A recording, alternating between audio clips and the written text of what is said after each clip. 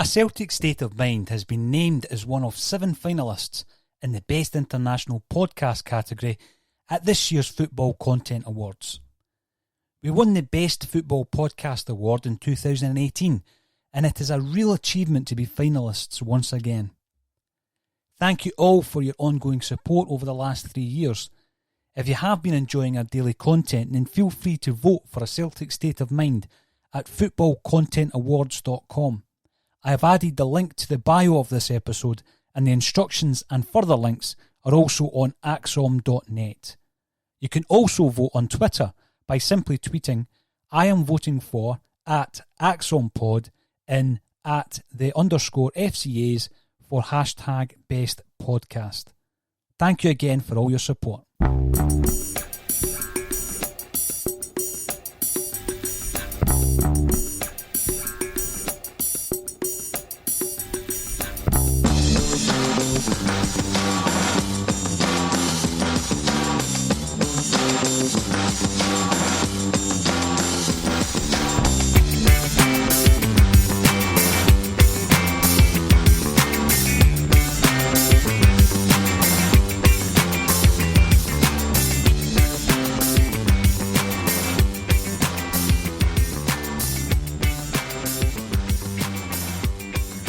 Welcome to A Celtic State of Mind. I'm John Dykes, and today I'm delighted to be joined by James Clifford of Cosmic Rough Riders. James, it's an absolute pleasure to have you on the show. How are you? I'm good, John, man. Thanks for having us, man. Hail, hail.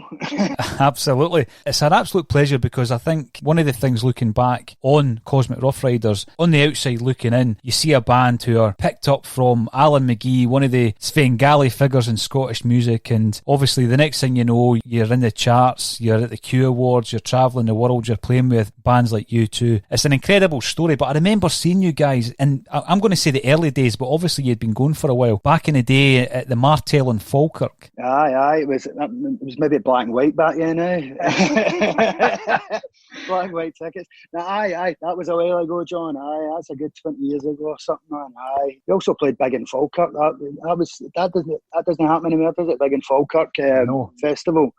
Us and Snow Patrol, Astrid and stuff like that. It was a while ago, Falkirk, man. Aye, definitely. I remember it well, though. Yeah, I mean, it was one of the things, James, it was a situation at that point where there was virtually no live music scene in Dunfermline. And so me, my brother, my mates, we would end up going to places like Falkirk and regularly going to the Barrowlands, obviously, in Glasgow as well. But I do recall that gig because as a band, you were just basically playing pool and having a pint with the fans before and after the gig, which was tremendous because there was a real buzz about the band at that time. Could you tell us how you got involved with them in the first instance? Aye, well, firstly, we're tramps. That's why we just hang about pool tables now and try and get drinks off folk. Well, it was like, you know, when I first started playing the bass when I was about 14, 15, first got my first bass, and when I bought that, I just loved music, you know, and listening to bands like that. Remember at that time, the albums were like U2, albums of U2, and I'd just stick a record on and absolutely zone into it and just learn it back to front, you know, and you know, Talking Heads, you know, that kind of stuff. I think everybody listened to all the same thing back then at school, you know. There was only 3 or 4 albums everybody listened to, you know, but certainly U2 are right up there and amongst all that stuff. But I mean, when I started my time as an electrician, and I met a boy, Paul McCauley, and we ended up, we tried to get a band together, and we weren't the best, you know, and especially the drummer. Hopefully he's not listening, but so it's like we need to get a decent drummer, and he says, "Oh, I know a guy, stays in Castlemilk." I was like, he says, "But there's a problem." What is the problem? And he's like, "You said he's amazing at it?" Aye, oh, he's amazing at it. What's the problem? He's 14. You know what I mean? Are you going to get a 14-year-old into the pub that managed it? And that's Marky. It was in the Cosmics, you know. And then eventually, you know, as you play in bands, you meet other folk and all that. But we always sort of hung about and all that, and we always sort of played together and stuff like that. And then the next thing you know, there was a recording studio in Castlemilk called C Sharp Recording Studio, and it was a community recording studio. Mm-hmm. And you know, there was Stevie worked in there. We got Stevie into the band, and then you know, Danny Wiley was recording stuff in there, and him and Stevie. So they were basically a two-piece in the Cosmics at the start. And they got me and Marky and Big Gary in. And then, and it seems as if it was happened overnight, but it wasn't. I mean, it was over maybe about a year or so, and nobody was biting for the big labels because we were one of the best-looking bunch of boys and that, and but the songs were there. And Alan McGee he'd been given a CD for an old mate of mine, Tam Coyle's, previous to that, my first album, Tam Coyle had given him a CD, and he must get a million CDs, Alan, even to this day. And so it wasn't about your manager, Dougie Soonis, was chinning about, you need to listen to this band. He's like, oh, man, Tam Coyle gave me a CD, and he stuck it on, and he liked it, And he came up to Glasgow, and he squared himself up by this time, the creation days were over, and it was Poptones, he was a label, and so he came up with his pal, I think it was Joe Foster, and he came up to Nice and Sleazy's, and we just basically played a gig just to him, John, just like just they two sitting, a wee bit of pressure, and I was playing away, played maybe about 45 minutes or something like that, and I'm chanting after it, and he was up for it. He said he signed us on the spot, man, which is, I'd say one of the young guys in their 20s, but we were just blown away. And he was the only guy, McGee was the only guy that stuck his neck for us, John, really. Nobody else was biting. He seems to have that instinct, though. Obviously, he's worked with or uncovered so many bands, James, that are pivotal in not just Scottish music history, but musical history. The obvious ones, Oasis. He's also worked with Primal Scream, Teenage Fan Club, Jesus and Mary Chain. I know, there's some list in it, man. I don't know if could you bottle that and sell it, Aye, exactly. I know. I don't know how he does it, man. It's timing. I don't know. It can't just be timing. There's something else there because it's been over decades he's done it, I don't know how he does it. I really don't. Now, see when he comes along, and obviously he's well known by this stage, James, and he says to you guys, listen, you've got 2 albums there, we're going to, and he done the same thing with the Hives, I think. Takes their material, puts it together, repackages it. Did you have to re-record the songs, or did you use the original recordings? Aye, the first 2 albums, let's say they were recorded in C sharp, and they sort of mashed it all together. I think they remastered it, but they also re-recorded some tunes that were on, and a couple of new ones as well that we had together. But I would say it was a weird one. So everybody thinks that was my first album, Enjoy the Melodic Sunshine, but it's actually my third one, But we fired a couple of new ones in there, and it became a mere, it is quite a solid album, man, I mean, the melody, that's the thing that strikes me, James. You're listening to that, it's got that melodic kind of vibe to it, which you're thinking back maybe to the sounds of the 70s a lot of the times, but the kind of California vibe as well. Obviously, there's been a Beach Boys influence somewhere along the lines, you would think, but the songs, James, if the songs are there, the best is going to kind of rise to the top, isn't it? But you say it seems like an overnight success. That's only because it's going to this wide audience, but before you know it, you're in the top 40, you're on top of the pops. How did it feel to finally give up kind of like your day job? How did that feel? I set fire to my boots, my overalls, and went down to London and signed for McGee. That was a good day. Site agent was like, "What are you doing?" I'm like, "I'm bother movies, I'm rapping it, mate." I kept my tools though, John. Just still got some of them. Just in case. Oh, you still need the tools, man. That period though was pretty quick and opening for U2. I mean, we were opening for U2. We were playing Top of the Pops, going out and tour with the Black Crows, full tour with the Ocean Colour scene as well. I mean, that all happened really, really quickly. And we only burnt out because we were before we get signed, we were touring constantly as well, John, and we were up and down the full country. I was having to phone in sick Mondays and all that, and my work and all that, because I'm still in London, you know what I mean? But it was that period was that's a bit of a blur that time, but it was amazing, playing Top of the Pops with, like, in fact, REM were on it, but it was just, I think they maybe did a pre-record, and it was the Black Crows and the Tweenies. Was Bjork on it as well, James? Aye, she was. Aye, she had a bunch of Inuits with her or something like that. She had all these wee backing singers with her. She didn't punch anybody, which was nice. That's always a bonus. That's always a bonus. You're mentioning some bands here, James. I mean, R.E.M., I do remember Michael Stipe was a fan, wasn't he? Cosmic Rough Riders fan. Aye, they were into it. Aye, definitely. We were playing Tina. We played Tina Park about 7 times or something like that, man. There was but in various stages, most of them smaller stages, you know. But they played up in Tina Park maybe about 2002 or something like that. And we and a couple of the boys from R.E.M. come out to see us, Peter Buck and Mike Mills and the big guitarist, and Ken Stringfellow. Oh, that was their link as well. That's amazing. Ken Stringfellow was in the Posies. We'd opened for them in London, down in London, and then we found out he was playing with R.E.M. So it was like, I need to go and try and find him and then get a chat, because we had to get a good swallow of them down in London once. The Posies, and I see he's playing with R.E.M. and he brought the band along, and they were big Peter Buck's like, "You guys come on and see us later on." I was like, "We'll not get passes for the main stage, big man." He said, "No, I'll sort you out for that." And I was like, brilliant. And they watched R.E.M. for the side. It was amazing, man. It was like for the side of the stage, and Stipe was just getting the lyrics out, and he's just flinging the pages and they're flinging them out before everybody uses like the kind of moving monitors and all that. He's just got the lyrics written out, or cheat sheets, and he's flinging them into the crowd. They were amazing. I think was that about 2002 or something like that, maybe. But and then they got absolutely hammered with them in a container up at Tina Park after it.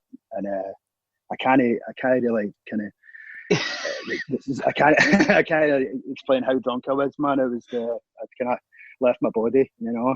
It was something else. When you're an aspiring musician, James, and you're up and down the country, and it's hard juggling your work, as you say, sometimes on a Monday you weren't able to go to your work, and then it happens, and then you're sitting there having a drink with the likes of R.E.M., who are a global name in music. You've just got to enjoy it, you know, and it sounds as though you did enjoy it. But one thing you mentioned there, playing Tina Park 7 times, it was such a big part of the Scottish music calendar. How gutted are you that it's not there any longer and it's very unlikely to come back? Aye, I know, it's a bit of a sore one, isn't it? I mean, everything's up in the air now, obviously, but the transmit thing has got to be spirit of that, but it's not really Tina Park, is it? You know, it's got to be something about getting away from. I don't know, to see like a festival. If you're away, you know, you're away and you're camping and all that, and that's when you get the real feeling of being in that festival, you know. It's missed, you know, and I don't know, and as you say, I don't think it's likely to come back anytime soon. So you just need to move further afield, you know. And even we're up in Mullapool, the Lupaloo Festival's gone as well, and I played there with Astrid last couple of years, and that's gone now as well. So it's a shame, man. You know, you need to go further afield, you know. Head festivals and that, you know, Reading, Leeds and all that. In fact, are they still going? Reading and Leeds, I don't know. Certainly last year, but as you say, I mean, some of these festivals will be relying, James, on their year-to-year income as well. So who knows how long it'll take, you know, coming up for next year and things like that. But yeah, Tina Park certainly is missed. You mentioned again U2, a massive, massive band. First band ever seen live, James, and I seen them at Celtic Park, it was, 1993. Oh, right. When you're playing with a band that size, who obviously have toured the world for decades, do they actually get involved with the support bands? Do they come and introduce themselves? What's that like? Yeah, they did indeed, man. They came along. You're saying you saw them at the Celtic Park. I saw them in the Joshua Tree tour in the SEC that about 88 was that or something like that. And they were my band when I was a wee guy, you know, and I just loved them. And to get the shout, not just the one night, we did the 2 nights. It was that All You Can Leave Behind tour. So it was a beautiful day, was out and all that, and I just couldn't believe when we get a phone call for that, you know. And but they really they're hands on with the picking the bands. They actually listen to they make the decision, you know, through McGuinness, the manager, and that, who's actually going to play with them. So you get to play with them, you know, it's not just a favour, you know, and they were into it. And to play the 2 nights, so they made sure we were stocked up in the dressing room. Come on, you see, both nights we get get the wee photo, you know, and Bono walks in, he's like singing Higher Ground, and his heat is absolutely massive, man. You know, it is like Sputnik. And it did look like the things, you know, the guys who used to dress up like you too. That's right, his heat's no far off that in real life, by the way. I can say. But they were all sound, they were really sounding Scott with them, really, man. it was a great time. That's actually really great to hear that, because I mean, sometimes you think once a band gets to a level they might kind of, I don't know, lose a wee bit of that, but that's brilliant to hear that they were still interested and actually active in pursuing the support bands. We've mentioned T in the Park there, another massive part of Scottish music history, James, and the present as well, is the Barrowlands. I mean, when you're a musician and you're playing in bands, there must always be that ambition to play at the Barras. What's it actually like on the stage? Because it's great, obviously, in the crowd. Aye, it's just a perfect gig, isn't it, man? Having been to a million gigs there, and I mean, I first went there to see Julian Cope in about 87 or 88 in the Barras, first one, and then I went to see the Alarm there about 6 months after that. And in fact, when I went to see the Alarm, the guy that was playing it, the support band was Slide. I don't know if you remember Slide. They were a Glasgow band out at the same time as Gun. And I ended up playing in a band with Grant, the singer, called Ball of Confusion, just a year or two after that, oh man, it's just a great gig, John. It's like, no matter where you stand, apart from maybe behind the pillars at the bar, and it's just a great sound. If it's a bouncy gig, Anthrax or something like that, you're up and down. But if you're there to just listen to a gig, it sounds amazing as well. And if you're up on the stage, it's just, I mean, it's no, and in paper, it's not the biggest gig in the world, man, but it's got that, it's just got that amazing feeling when you're there at all, whether you're playing or you're listening to a band, it's just amazing. And it's like wee catacombs at the back as well. It's like weird corridors. The corridor takes you right to the back, and it's just because I played with Astrid now, and we played there. Was it January? I think we just opened for a band called Pete and Diesel up north, and I think this had been done before. But he got into a dinghy. They're fishermen and all that, but they're great. They're great kind of band, kind of wee bit like the Pogues. But he jumped into a dinghy at the back, and at the start of the gig, and get pushed forward right across all the crowd, pushed them right across onto the stage, and then they played their gig, man. I think it's been done before, but I'd never seen it. But it was absolutely amazing, man. It's just a wonderful gig. The stairs, everything about it, Absolutely. I think, was it December the last time I was there actually to see Primal Scream, and the band, the venue, everything, as you say, it is the perfect gig, when that all comes together and the crowd plays a part in that as well. See, when you're on the up and up, everything seems brilliant. You're signed to a record label that's backing you, you're supporting big bands, and then around 2002 your singer leaves, Danny Wiley leaves. Was there ever a point, James, where you think, well, that's it, over, or was it just a case of, now we need to keep this going, let's get another singer in? Aye, I mean, no, for 1 minute really, because bands break up all the time and stuff like that, like you were talking earlier on, but you too, they do have a few guys that,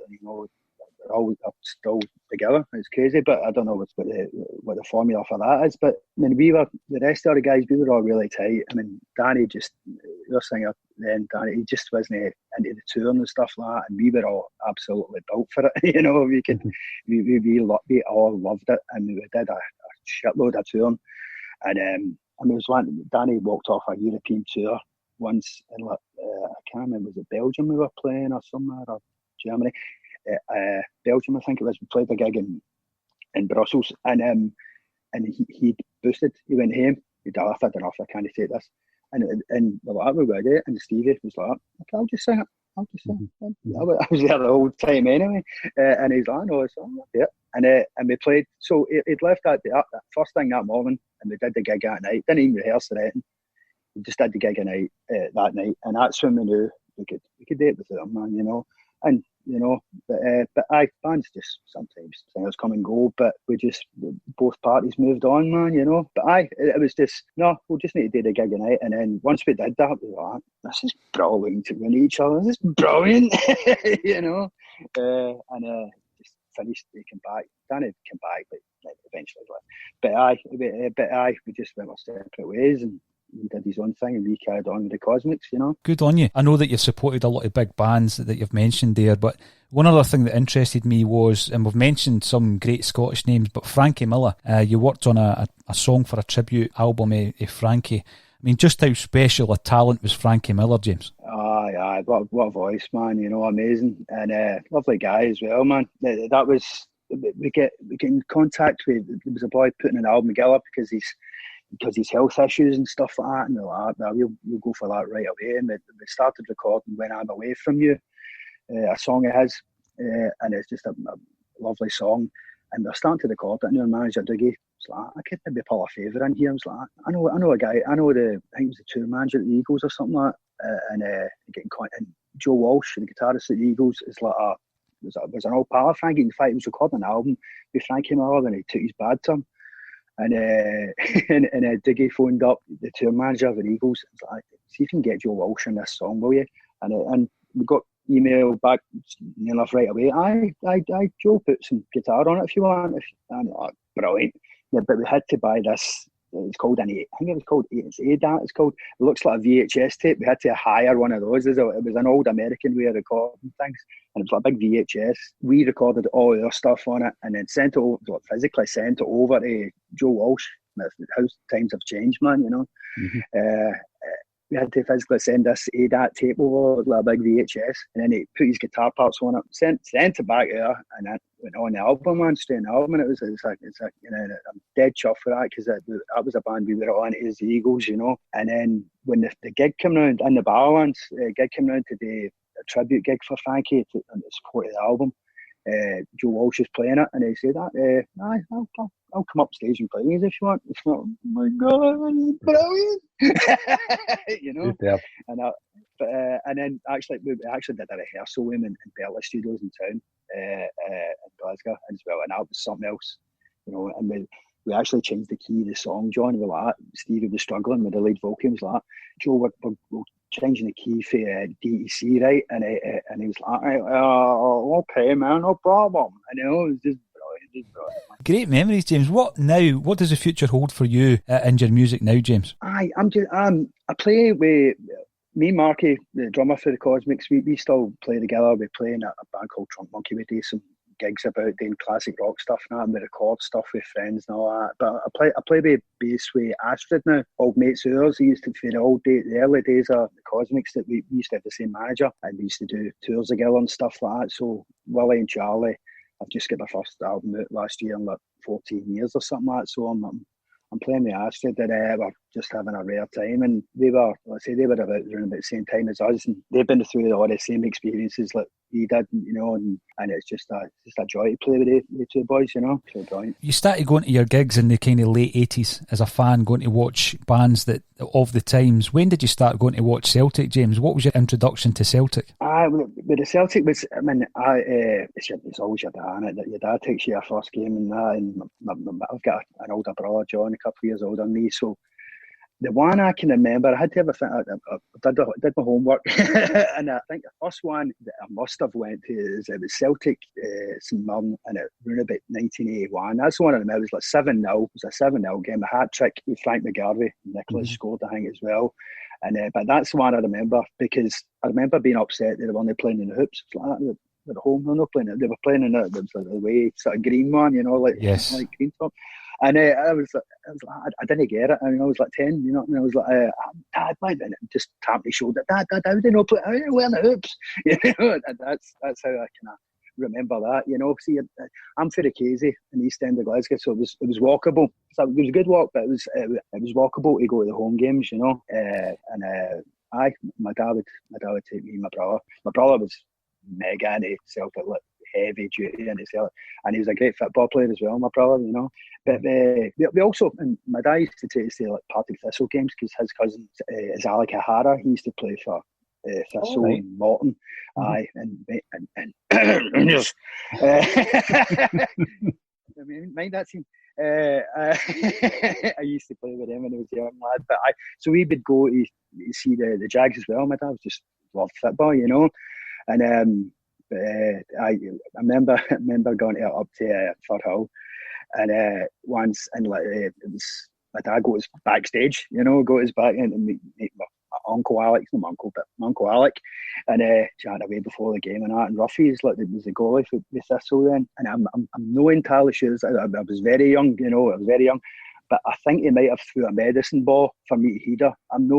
That might have happened, but it certainly, I was maybe used to kicking about the footballs where used to have all the names on them, like the 80s, 70s and 80s. It was all the football flyaway ball, with all the teams on it. Aye. I was used to that, but so it maybe just threw a normal ball to us, but it certainly felt like a medicine ball hitting my head when it, backstage at Farrell.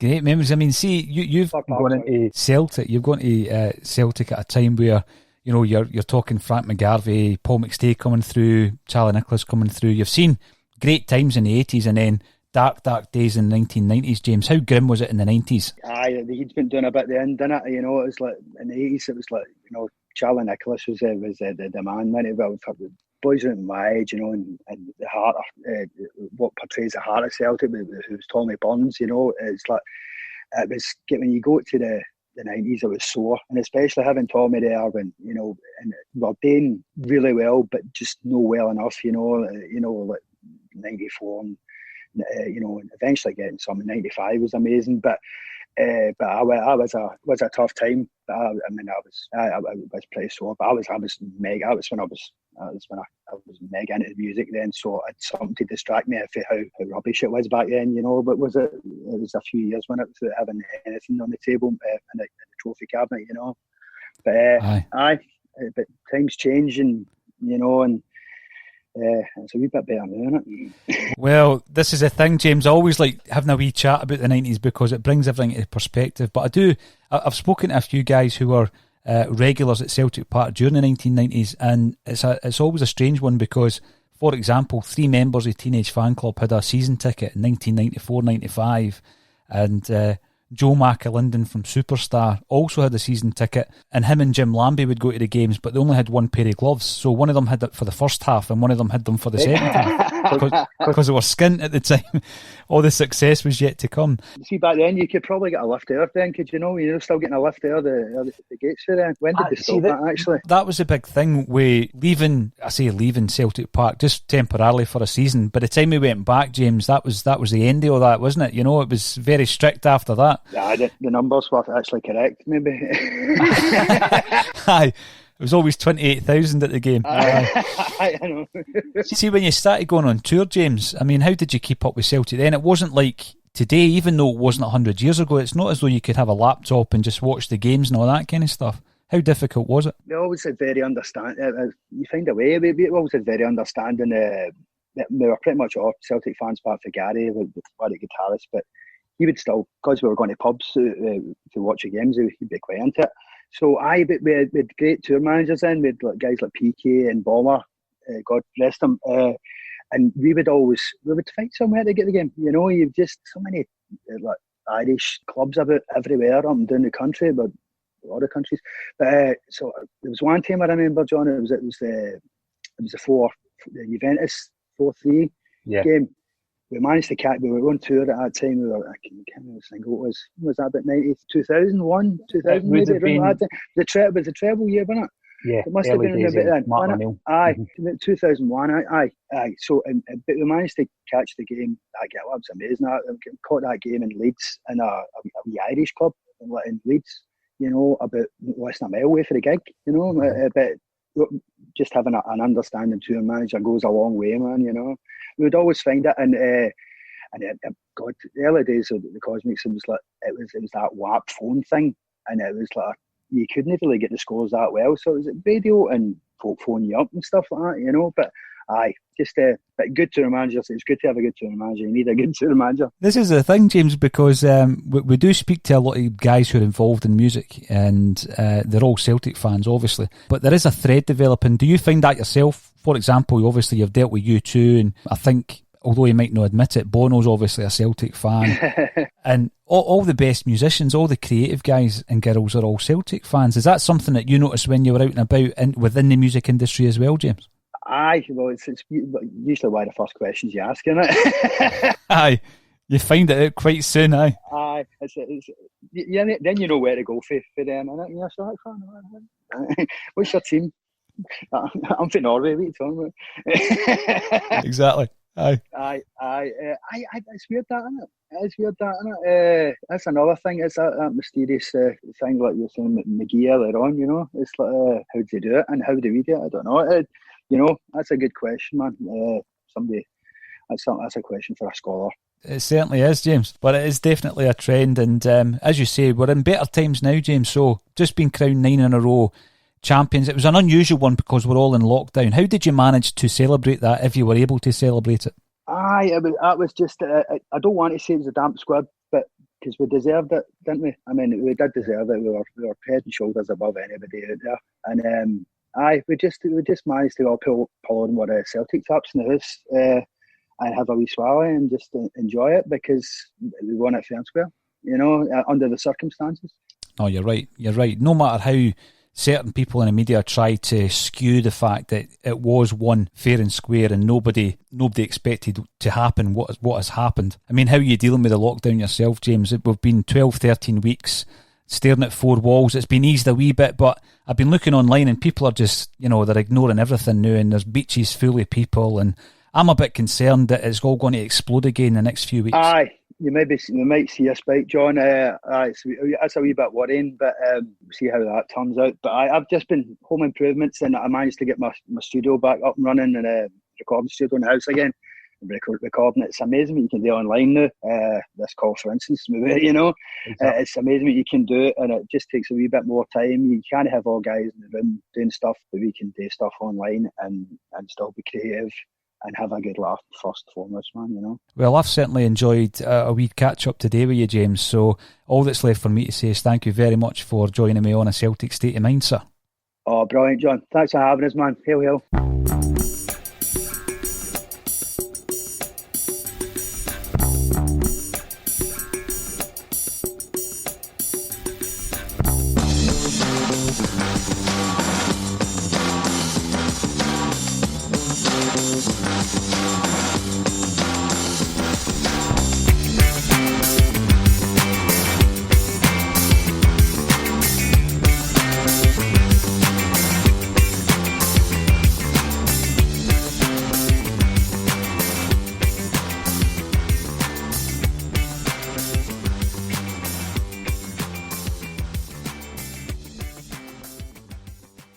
A Celtic State of Mind has been named as one of 7 finalists in the Best International Podcast category at this year's Football Content Awards. We won the Best Football Podcast Award in 2018, and it is a real achievement to be finalists once again. Thank you all for your ongoing support over the last 3 years. If you have been enjoying our daily content, then feel free to vote for A Celtic State of Mind at footballcontentawards.com. I have added the link to the bio of this episode, and the instructions and further links are also on axom.net. You can also vote on Twitter by simply tweeting I am voting for @AxomPod in @the_FCAs for #BestPodcast. Thank you again for all your support.